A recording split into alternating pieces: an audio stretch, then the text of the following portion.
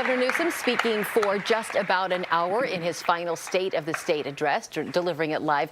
Of course, in Sacramento before lawmakers. Let's bring in our political analyst, Brian Sobel. We were watching this together. Not a lot of surprises, which is what you expected. No, and in fact, it was something where it was aspirational. It was what California could be, might be, can be. But there's a lot of material in here, I think, that national Republicans and others who see him as a presidential aspirant will come hard at him about. Okay, specifically on what? On issues of homelessness that they might point to? The economy, the budget, crime. He made a reference to being a supporter of legal immigration. Right. Very interesting wording there, because so many people in California support people coming in, and we'll deal with that later. We're a welcoming state. We're a welcoming state, all of that. So they're going to take this speech and pick it apart and rebut it. But you know, he gave a solid speech and very actually Bill Clinton-esque. You know, he's the way he punches the air, the way that he receives the warmth of the audience. A lot of other things are very reminiscent of many speeches that I saw given by Bill Clinton. No pushback at all from lawmakers that we can No, there's no pushback in that chamber because all the lawmakers are on his side. And so it's a very welcoming, wonderful audience for him. Might have a different tone or tenor if it were in another place. Plus, he also used the tool that is used oftentimes, which is to look into the gallery and introduce people like CAL FIRE, which he did, and the survivors. That kind of thing, which is a prop that is often criticized in at the State of the Union, but is very popular when you are talking with friends. We are about to hear the Republican rebuttal. Tell me a little bit about Representative Gallagher, James Gallagher. We expect to hear from him momentarily. Well, I think what we're going to hear is the first part of the gentle rebuttal. I always say Republicans in California can only go so far because they're such a minority in California politics. And because of that, the criticism has to be somewhat tempered because it'll reflect poorly on them when they go to their Democrat colleagues and say, hey, I need this, I need that. Yeah, can you help on this? Interesting, you and I were talking, our ears perked when the governor mentioned high-speed rail. Right. And I thought, wow, I remember that election night in 2008 when California voters approved high-speed rail. Yes. I had a baby in 2008. That kid's 17 and a half right now. Right. You know, he's about to go to college. Is high-speed rail ever going to happen? I mean, the governor wants it. There's a lot of people who want it, but I actually hear from a lot of people in transportation who just don't have high hopes for it developing. And when the federal government took away the funding for it recently, took away $4 billion, Governor Newsom's response was, well, then we'll go to the private sector. And I had some people in transportation say to me, just who in the private sector is going to put up money for a system that doesn't seem to be really on track, if I may use that pun. It's been used before. Why not one more? Right. If you were to be his political advisor, would you advise him to leave high-speed rail behind? Yes, I would have said, hey, that's a loser in terms of national politics, regional politics, and it's one of those kinds of speeches where a State of the Union, a State of the State, you throw everything in there and somehow it all settles out a little bit. And he has everything in here. I think he did a good job on education. He's clearly an education governor. He believes in it quite. Has 4 children himself. Has 4 children himself. I think he feels it strongly. And so, making sure that California is one of the leading places in the United States, frankly, in the world for education, serves the population very, very well and serves the state, which, as he pointed out, still is, give or take, the 4th largest economy on the face of the earth. He also talked about something that's somewhat new, I guess, to the state conversation, the Men's Service Challenge. He's calling on 10,000 young men to step up as mentors, tutors, coaches, leaders in their community. He ran through some numbers. I'll share some of them with you now. He said when it comes to youth suicides. 5 young people, if there are 5 young people who have died by suicide, 4 of them are young men. He said young men are 14 times more likely to be incarcerated, 3 times as likely to die from a drug overdose. You know, the statistics are continuing in that bleak path. Why do you think he chose young men and boys in particular to focus on for an initiative? I think, and he mentioned Sergeant Shriver earlier in the speech.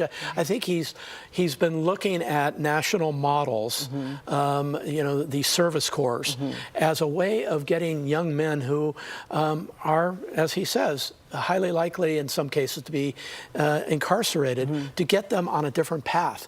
Why is that important? It's important because if you can divert somebody who may be going into a life of crime to a life of service, then you actually save people a lot of money. Changes the trajectory also. All right, let's go back now live to Sacramento. We are listening together. To talk plainly about the we're about to hear from James Gallagher.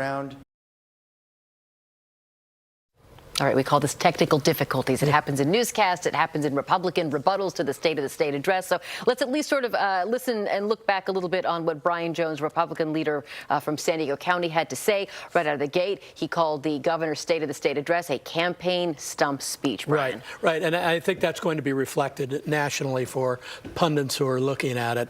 The speech started off with criticism of Donald Trump and Washington politics, mainly Trump politics. Worked its way through the middle of the speech and ended up that way. I think a lot of people will look at this speech and say, yeah, I think this was the first speech in the beginning of a presidential campaign. We heard Jones say that California is the single most expensive place to live in the country. He referenced the price of gas, the price of groceries. We don't have to say it, but the cost of housing also. Is that perhaps the biggest liability for the governor on the national stage? Well, I think when he starts taking his message out, he's going to emphasize all the good things, obviously, that have happened in California, our leading profile in the tech sector, and a lot of other things, innovation, all of that. But he is going to have to answer for homelessness and crime and housing prices and all these other things that Brian Jones just referred to, but will come in the coming days. But again, this is de rigueur for a State of the Union or a State of the State speech. You put your best foot forward, and people come back and say that's not the way it is, Mr. President, or Mr. in this case Governor, and that's what happens in speeches that are primarily aspirational, as I said earlier. Do you think the governor could have done anything else with his address today? Well, no, because I think this was the speech he wanted to give. This was a well-crafted speech for what he wanted to deliver, which was very good things for California, and a criticism of the president, who he's been working hard against for many, many months, and kind of glossing over, as all presidents and governors do, over some things that are problematic. The homelessness situation in California, which I mentioned earlier, is statistically a major problem in the United States, centered in California, and these other things. But all in all, the speech, somebody spent a lot of time, some buddies spent a lot of time on this speech, because this is, as I say, the first speech that will begin what I believe is very clear, and that is he's running for president of the United States. The governor, speaking sort of toward the back part of the speech here, he mentioned homelessness, and he talked about his push. You know, California voters passed Proposition 1 earlier in 2024, a bond measure to build more housing to help those who are struggling with their mental health. He also said counties need to do their job. And in just the past less than a year, we've seen cities and counties take steps that they were not able to take before, as in, if you're living on the street, a city can tell you to move. If you refuse available shelter, now, you know, we talked about this a lot in San Jose, you could, if you refuse 3 times, get arrested. I don't know that the city has taken that step. Every time we talk with the mayor of San Jose, he says it's more about being proactive and helping people get to where they need to go. But the governor really is saying the state is doing our part, cities and counties need to do theirs. Well, I think we're hearing that as a theme. It's also in housing, different kind of housing. I mean, the housing, not just of the homeless, but housing for people who need affordability. State Senator Scott Wiener has been a real leader in from San Francisco, in the state Senate, in the legislature, around compelling cities to allow building to bring down these problems of high unaffordability and make housing affordable to general members of the public, as it were. And you and I talked about, Governor Newsom was Mayor Newsom before that, supervisor in San Francisco, Yes. going back 20 plus years. So if Republicans were to attack him on the issue of housing, they could say, look, more than 20 years now, it's been an issue in your city, in your region, in your state. Well, I think just overall, many of these problems that we have in California are not only systemic, but they've been here for a very long time. And they're not really solvable in the short term. That's the one sort of piece of grace I give presidents and governors and other people, is that if these problems were easy to solve, they'd be solved. And they aren't. And they take a long, long time to do it. But it's going to be a challenge, frankly, for the next governor of California. Well, speaking of the next governor, I know you mentioned, I believe State Senator Scott Wiener is running for the seat that's about to be left by Nancy Pelosi. Right. If you look at the governor's race, what do you see happening there? I see a lot of people who are showing interest, but it's going to have to gel fairly soon. There are some names in there, people like Katie Porter, who we have learned a lot about, who's kind of fallen on hard times in terms of her PR. But each of these candidates, as you go down the list, and there isn't really is there a front runner at this point? I don't know that No, they're kind of all trying to find their place right now. And you see the polling. First of all, a lot of Californians aren't even attuned to the fact that, hey, pretty soon you're going to have to take a look at a race and make a decision. So that's the challenge for a lot of these candidates. The Republican candidates, because of voter registration in California, have such a slim chance. 2-to-1 Democrat to Republican? Absolutely. Yeah. And a lot of independents in the middle of that. So now independents tend to break to their natural party that they may have come from. Okay. So because they don't see, the line about, I didn't leave the party left me. We hear that all the time. Okay, fair enough. But they sort of have the proclivities of the party they left. So that'll be a factor. Do you, and I'll just mention here that we are going to be continuing our coverage, of course, now that we're in the noon hour, and this would be our traditional noon newscast, but we're still sort of building on what we just brought you live here, the governor's last State of the State address, speaking in Sacramento. So once again, Garcia Mikaelian here, Brian Sobel next to me, our political analyst. As we look ahead to what the governor does now after delivering his final State of the State, do you expect to see him toughen up his tone against President Trump, or does he become even more sort of presidential? Well, the polling is clear in California that they like him being very tough on Donald Trump. Okay. That's real clear. But as time goes on, he realizes that he has to start appealing to people across the nation. People in Nebraska. And people in Nebraska, the flyover states, Republicans and independents. And so you have seen him starting to do that in various ways. When he's out of state, his rhetoric is different than when he's in the state, which is not unusual. But he realizes that to appeal to people all over the nation, you have to speak in different terms than you do to California residents. All right. Let me ask real quick if I can talk to the producer. Are we going to take a look back now and focus on what the governor just said? I'm trying to find make sure that we're in the safe place. Let's go ahead and do that. Let's listen now, back now to a short clip of what the governor said earlier in his State of the State address. Yes. No doubt these are challenging times. It's not just because of the fires, not just because we get to the federalization of the National Guard or the assault on our democratic norms and institutions. And yet, I think it was one of our finest. Because hardship doesn't merely wound us, it reveals us.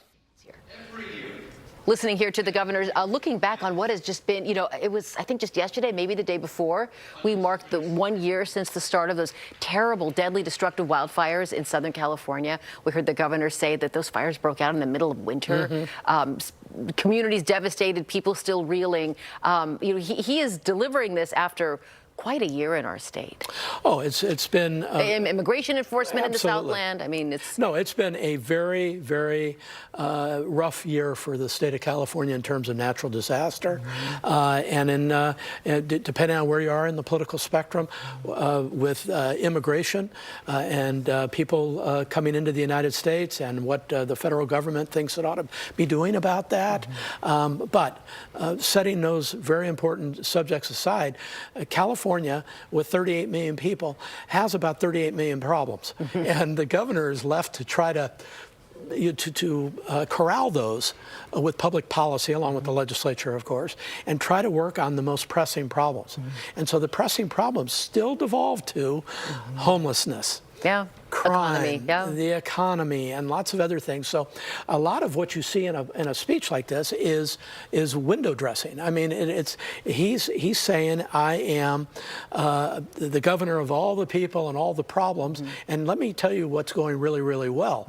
And that's typical in a speech like this. But, you know, the reality is this afternoon, there will still be these problems that the governor will have to deal with. Who are the governor's biggest allies in the state and outside? Well, I think I'll start with the outside. He's got plenty of friends in the state of California. All of the, or most of the national figures, the Pelosi's, the Barbara Boxers, a lot of the people who've been around for a really long time, they've known Gavin Newsom forever. And they're supporters of Gavin Newsom. And huge fundraisers in their own right. And he's got access to money. He's going to be able to raise a lot of money.